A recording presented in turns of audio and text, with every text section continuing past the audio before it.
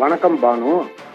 சென்னை ராமாபுரத்தில் உள்ள தனியார் மருத்துவமனை முன்பு துப்பாக்கி குண்டுகள் சில கிடந்துள்ளன. அதுவும் கவரில் இருந்தபடி பிரிக்காமல் இருந்துள்ளன.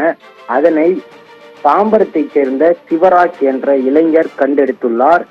அது குறித்து உடனே அவர் ராமாபுரம் காவல் நிலையத்திற்கு தகவலும் தெரிவித்துள்ளார். தகவல் அறிந்த ராமாபுரம் காவல்துறையினர் துப்பாக்கி குண்டுகளை பறிமுதல் செய்து ஆய்வு செய்தனர்.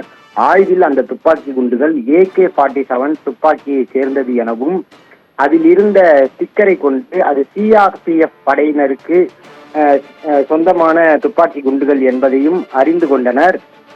இதையடுத்து CRPF படை நிர்வாகத்திடம் தொடர்பு கொண்ட ராமாபுரம் போலீசார் அவர்களிடம் இந்த துப்பாக்கி குண்டுகளை ஒப்படைத்துள்ளனர்.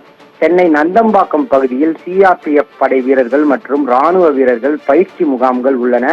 அந்த பயிற்சி முகாமில் தினந்தோறும் CRPF வீரர்கள் பயிற்சி எடுப்பதற்காக வாகனங்களில் செல்வதுண்டு. அவ்வாறு செல்லும் போது வாகனங்களில் இருந்து தவறுதலாக கீழே விழுந்திருக்கலாம் என்று முதற்கட்ட விசாரணையில் தெரிய வந்துள்ளது. இருப்பினும் இந்த துப்பாக்கி குண்டுகள் குறித்து போலீசார் மேலும் பல்வேறு விசாரணைகளை நடத்தி வருகின்றனர்.